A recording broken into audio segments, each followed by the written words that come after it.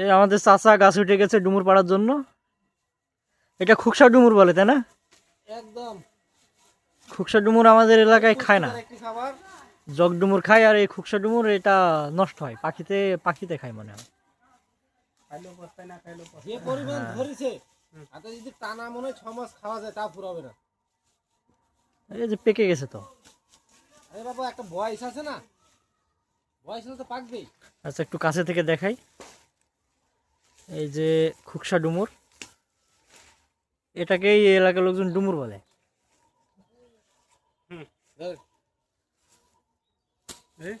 আমাদের অঞ্চলে খাই যেটা, ওটাকে জগ ডুমুর বলে। হ্যাঁ, আর এটা হলো আমরা বলি খুকসা ডুমুর, এটাকে আমরা খাই না।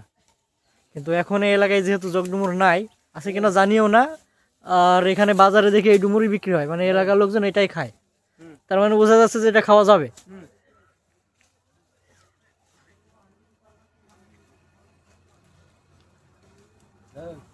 এটা তো 100% অর্গানিক, তাই না? একদম 100% অর্গানিক, কোনো ভেজাল নাই, আর আয়রনে ভরপুর, ন্যাচারাল জিনিস, কোনো সার বিষ কীটনাশক নাই।